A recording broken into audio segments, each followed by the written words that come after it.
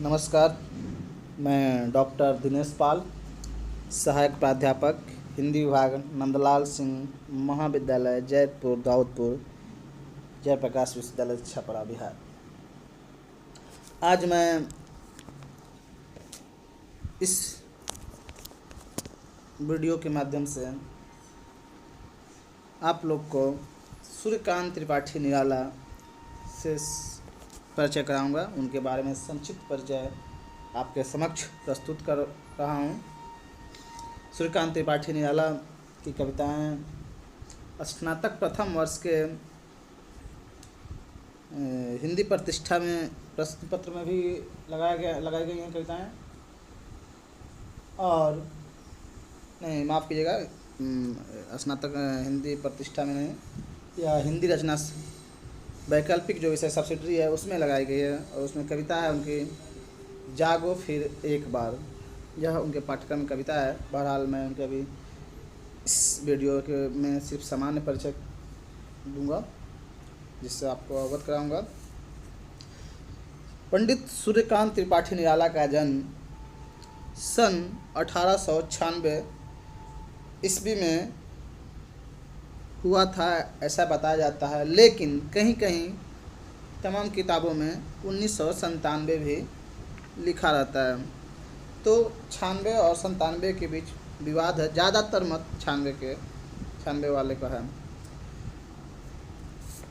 वे Kanye कुब्ज ब्राह्मण थे।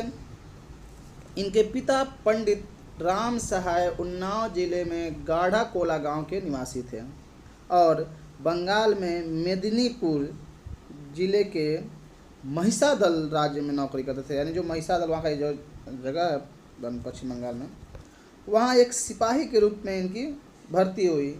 इनकी मतलब निराला जी की नहीं, निराला जी के पिता की। बाद में वे राज्य कोष के संरक्षक नियुक्त हो गए। लोगों का कहना है कि निराला की माँ एक तो सूर्य की व्रत रखती थीं, दूसरे इनका जन्म रविवार को हुआ। यही कारण है कि इनका नाम सूर्य कुमार रखा गया। आगे चलकर स्वयं कवि ने इसे सूर्यकांत में बदल दिया। निराला आप जानते हैं कि उनके बाद में निराला तो बहुत बाद में मतवाला पत्रिका निकालते थे, तब जुड़ा था। निराला जी 3 वर्ष के थे कि इनकी माँ की मृत्यु हो गई।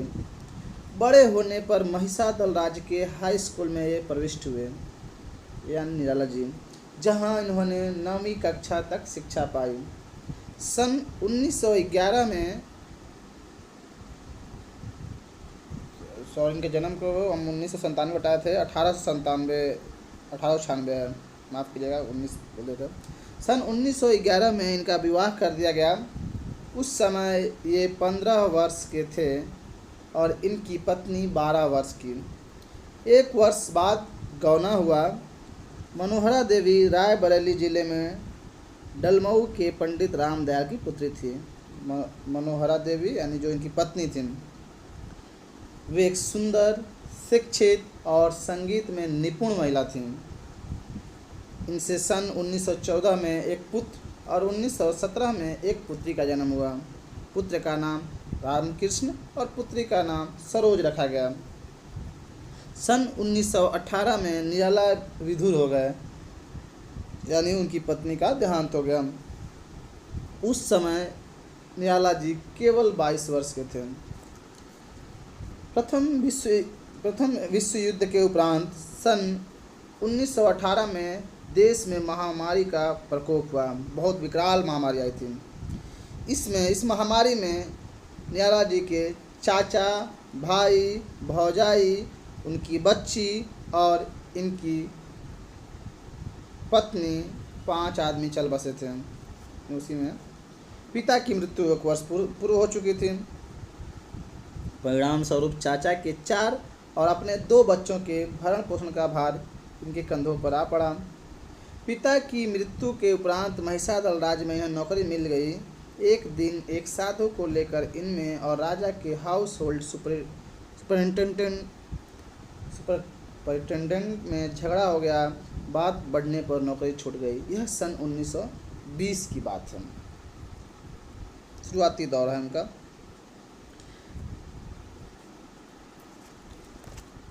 तो निराला जी की रचनाओं को भी, रचनाएं बहुत सारी रचनाएं हैं, ये उनका सामान शुरू का पता चला। और हाँ, साथ में ये भी बता दें आपको कि खड़ी बोली के अध्ययन की ओर इनका झुकाव अपनी पत्नी के प्रभाव के कारण हुआ। हिंदी में इनकी पहली कविता जूही की कली है, जिसका रचना काल सन 1916 बताया जाता है। इसके बारे में बहुत ही चर्चा होती है कि यह कविता जब सरस्वती में प्रकाशित करने के लिए निराला जी ने भेजा था, तो उस समय सरस्वती के संपादक, जो बहुत ही प्रसिद्ध संपादक हुए हैं, आचार्य महावीर प्रसाद द्विवेदी जी, उन्होंने इनकी कविता को वापस लौटा दिया था, छापने से मना कर दिया था। उसमें छंद विहीनता और अश्लीलता तक के आरोप लगे थे। तो वो बहुत ही बड़े संपादक माने जाते हैं। निराला जी की रचनाओं की लंबी कतार है, और वे केवल कविता नहीं लिखते थे, वे साहित्य की तमाम विधाओं में अपनी रचनाएं की हैं। उनके काव्य संग्रह के नाम हैं अनामिका, परिमल, गीतिका, तुलसीदास, कुकुरमुत्ता, अरुणिमा, नए पत्ते, बेला, अर्चना, अपरा, सांध्य काकली एवं आराधना आदि। ये निराला जी के काव्य संग्रह हैं। उपन्यास भी लिखा है उन्होंने। उपन्यास के नाम हैं अप्सरा, अलका, प्रभावती, निरुपमा। कहानी है उनकी, कहानी संग्रह है लिली, सखी, चतुरी चमार, सुकुल की बीवी। रेखा चित्र में उनका कुल्ली भट्ट बहुत ही मशहूर रहा है। उसे लोग आत्मकथा के रूप में भी देखते हैं, और आत्मकथात्मक रूप में लिखे हैं शायद। कुल्ली भाट, बिल्ले सुर बकरिया इनकी रेखा चित्र हैं। आलोचना में रविंद्र, कविता कानन, प्रबंध प्रतिभा आदि इनकी रचनाएं हैं। निराला जी के ऊपर सबसे विस्तृत रूप से कोई अगर लिखा है तो वह है राम विलास शर्मा जी, जिन्होंने निराला की साहित्य साधना नामक किताब लिखी है, और निराला के पूरे जीवन परिचय के साथ संपूर्ण रचनाओं का संकलित है उसमें। निराला जी की भाषा शुद्ध कड़ी बोली है, जिसमें संस्कृत के तत्सम शब्दों की प्रचुरता है। इनकी भाषा पर बांग्ला भाषा का भी प्रभाव पड़ा है। इनकी शैली में विविधता है, कहीं वह अत्यंत सरल, सुबोध, सुकुमार और संगीतात्मकता से युक्त हैं, तो कहीं दुरूह और लंबे समासों से भरी हुई है। निराला जी ने छंद विधान को स्वीकार न कर मुक्तक छंद का विकास किया। मुक्तक छंद का इन्हें प्रतिपादक या जन्मदाता भी कहा जाता है, क्योंकि इनके समय से छायावाद के पहले आपको बता दें कि हिंदी साहित्य के, खासकर आधुनिक हिंदी साहित्य के जो स्वर्ण युग है, जिसके 4 प्रतिनिधि कवि हैं, उसमें से एक निराला जी हैं। 4 प्रतिनिधि कवि पहले आते हैं जयशंकर प्रसाद, दूसरे पर सूर्यकांत त्रिपाठी निराला, तीसरे पर सुमित्रा नंदन पंत और चौथे पर महादेव वर्मा। तो उसमें से एक निराला हैं। तो उस निराला जी के पहले कविताएं छंद में ही लिखी जाती थी, लेकिन निराला जी ने शुरू किया कि नहीं, छंद मुक्त कविता भी लिखी जा सकती है।